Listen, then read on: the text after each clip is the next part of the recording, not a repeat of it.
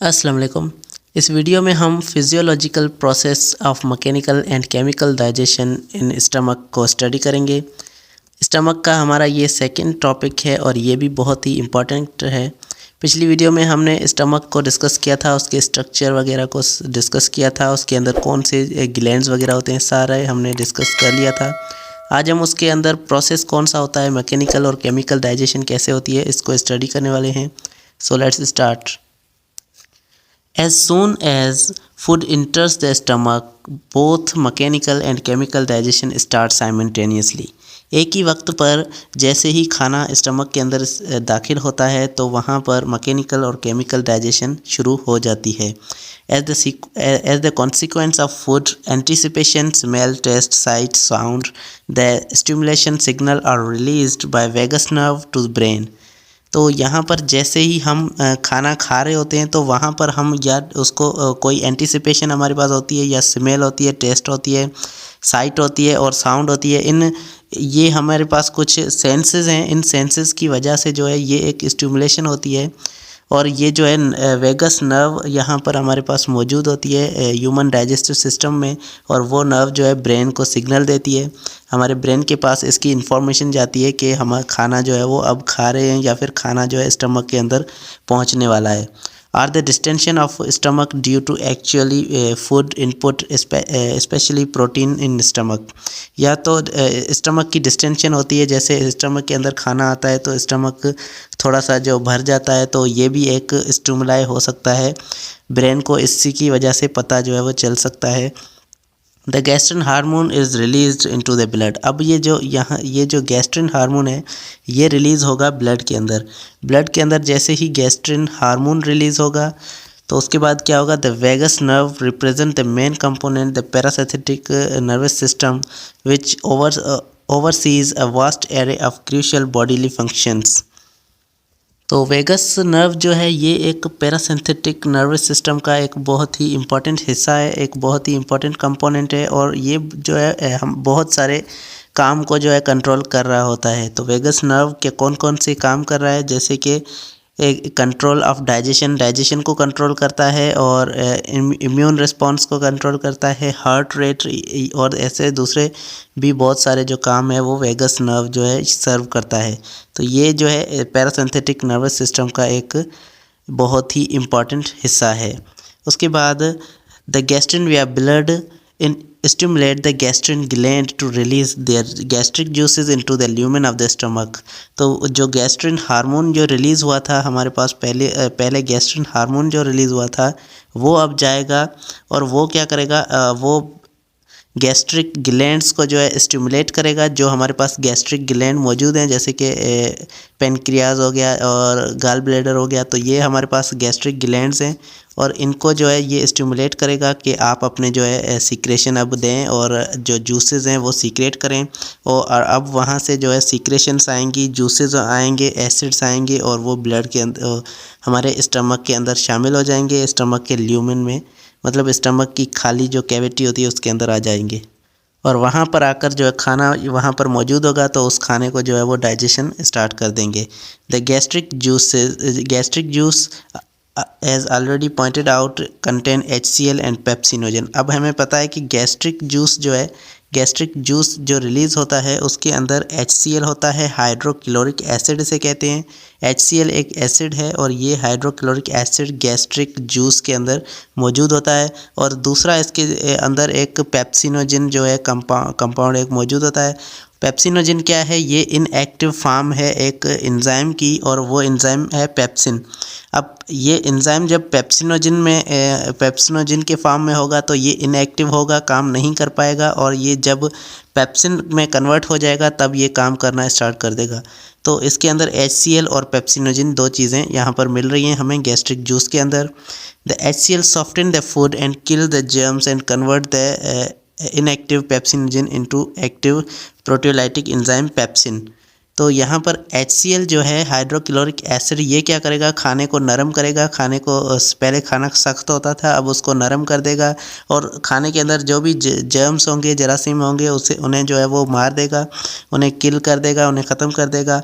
और जो पेप्सिनोजिन है हमारे पास, पेप्सिनोजिन एक इनएक्टिव फॉर्म है एक एंजाइम की, तो अब ये क्या करेगा, पेप्सिनोजिन को कन्वर्ट कर देगा पेप्सिन के अंदर, ताकि पेप्सिन जो है एक प्रोटीलाइटिक एंजाइम है और ये प्रोटीन को जो है डाइजेस्ट करेगा। तो यहाँ पर पेप्सिनोजिन जो है ये कन्वर्ट हो जाएगा पेप्सिन के अंदर और पेप्सिन जो है अपना काम शुरू कर देगा। Pepsin break down the protein into peptones. अब ये प्रोटीन को जो है पेप्टोन्स में कन्वर्ट कर देगा। जो पेप्सिन है ये पेप्सिन यहाँ पर क्या कर रहा है, प्रोटीन को तोड़ रहा है और छोटे छोटे पेप्टोन्स में तोड़ रहा है, मतलब शॉर्ट चेन पॉलीपेप्टाइड्स। और पॉलीपेप्टाइड क्या है हमारे पास, पॉलीपेप्टाइड्स जो हमारे पास प्रोटीन्स होते हैं, प्रोटीन्स की छोटी छोटी चेन्स होती हैं और यहाँ पर इनका जो नाम है वो पेप्टोन्स है। मतलब अगर 10 यहाँ पर अमाइनो एसिड की एक चेन होगी तो उसको पेप्टोन्स आई थिंक कहते हैं। The stomach itself protected against the action of HCl through the thick coating of mucus. अब यहाँ पर स्टमक जो है हमारे पास, ये स्टमक है, यहाँ पर जो है एक कोटिंग होती है, एक छोटी सी प्रोटेक्टिव लेयर होती है और वो लेयर जो है वो म्यूकस की बनी हुई होती है। और इस लेयर की वजह से जो है HCl हमारे पास जो एसिड है वो इस पर अटैक नहीं कर सकता और ये जो है स्टमक इसीलिए उससे बचा रहेगा। तो स्टमक को HCl से कौन बचा रहा है, ये एक लेयर है, एक कोटिंग है, म्यूकस की बनी हुई लेयर है जो स्टमक को HCl से बचा रही है। The pH of mucosal layer is raised up to 7 due to release of bicarbonate ion, while pH towards the lumen of the stomach remain around 1.5 to 2.5। तो यहाँ पर जो pH हमारे पास लेयर की pH जो है वो 7 होती है, 7 तक होती है, मतलब न्यूट्रल होती है। और हमारे जो अंदर कंटेंट पड़ा हुआ है गैस्ट्रिक कंटेंट, वो उसकी जो pH होती है वो 1.5 टू 2.5 होती है, क्योंकि उसके अंदर बाइकार्बोनेट आयंस जो है वो मौजूद होते हैं, वो रिलीज़ हो रहे होते हैं इसीलिए।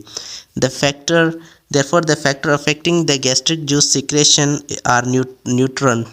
तो यहाँ पर जो फैक्टर्स अफेक्ट कर रहे हैं गैस्ट्रिक जूस को, जो रोक रहे हैं या उसको जो असरअंदाज कर रहे हैं, वो न्यूरोनल हो सकते हैं। मतलब न्यूरॉन, मतलब हमारे ब्रेन से जो सिग्नल्स आते हैं उन्हें न्यूरॉन कहते हैं। तो वो न्यूरॉन्स जो हैं इनको रोक सकते हैं गैस्ट्रिक जूस को, या फिर मैकेनिकल भी हो सकते हैं और हार्मोन भी रोक सकते हैं। और मैकेनिकल जो है हमारे मैकेनिकल जो फिज़िकल प्रोसेस है उसकी वजह से भी ये जो है थोड़ा सा अफेक्ट हो सकता है।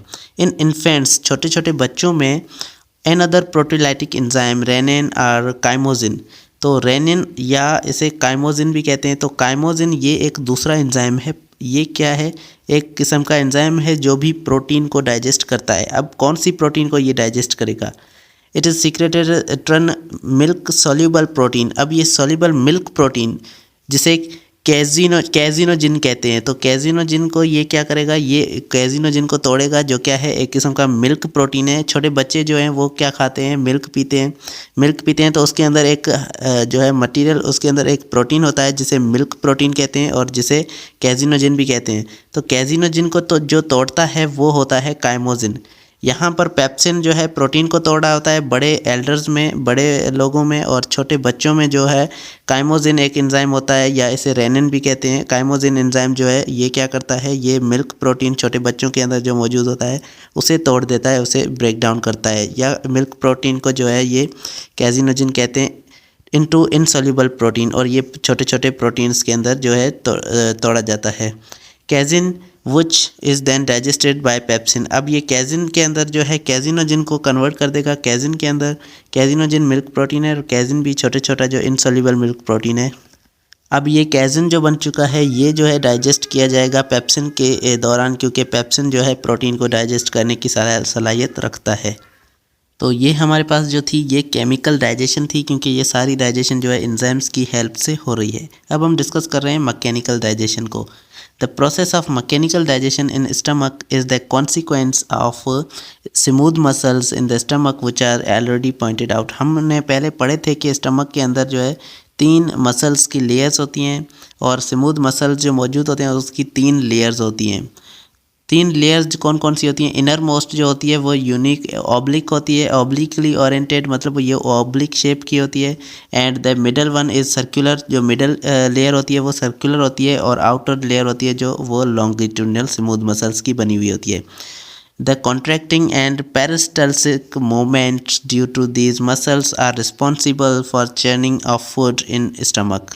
और इनका जो है ये जो कॉन्ट्रैक्ट या फिर रिलैक्स होंगी ये मसल्स, लॉन्गिट्यूडनल, सर्कुलर, और ये तीनों मसल्स जो है ये कॉन्ट्रैक्ट या रिलैक्स होंगी तो पेरिस्टल्सिक मूवमेंट जो हमने पेरिस्टल्सिस पढ़ा था उस मूवमेंट्स की वजह से जो है खाना ऊपर नीचे होगा और खाना जो है वो चर्न होगा, बर्न होगा और खाना डाइजेस्ट होना शुरू हो जाएगा।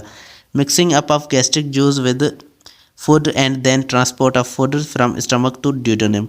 अब ये गैस्ट्रिक जूस जो सीक्रेट हो रहा है उसको भी मिक्स करने के लिए ये जो हमारे पास मोशन हो रही है, मूवमेंट हो रही है, पेरिस्टल्सिक मूवमेंट जो मसल्स के कॉन्ट्रैक्ट होने से हो रही है, ये बहुत ही हेल्प करती है उनमें जो है हमारे पास गैस्ट्रिक जूसेस को मिक्स करने में, और खाने को जो है स्टमक से लेकर आगे दूसरे जो है लाइन में जो है ट्रांसफ़र करने में, जैसे कि ड्यूडेनम के अंदर हो गया।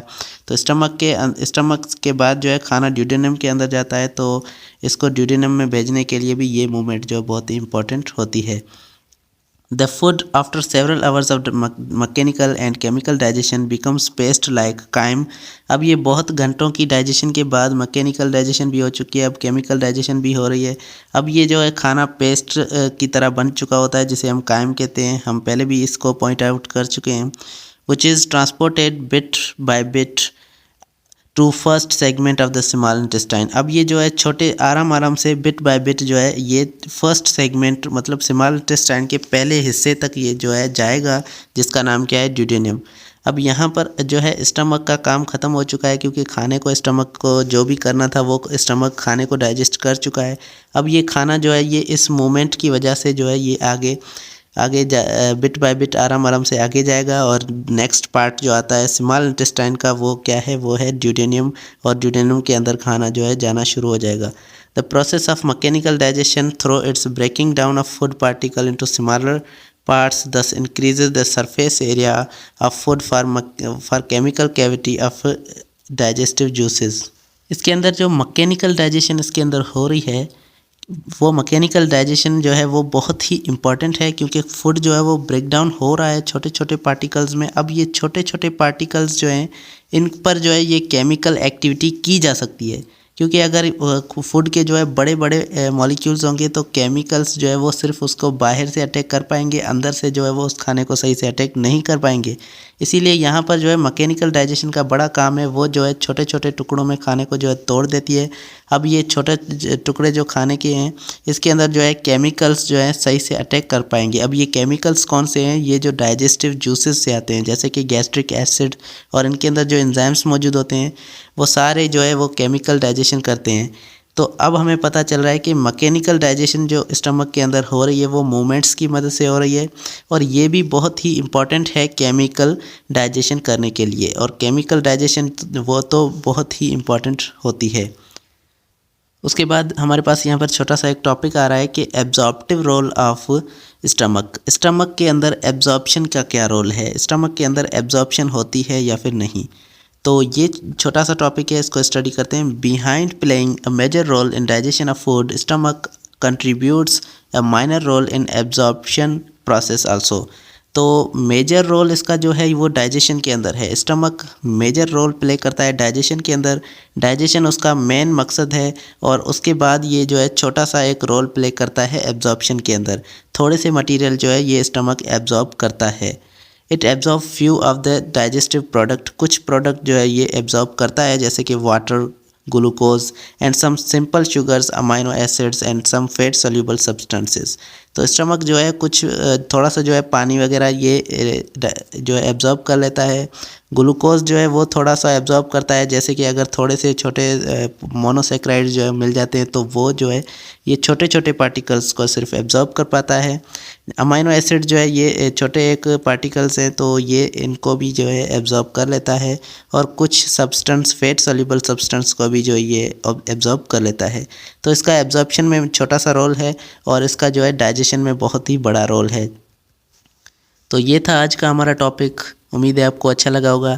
Thank you so much for watching. अल्लाह हाफिज़।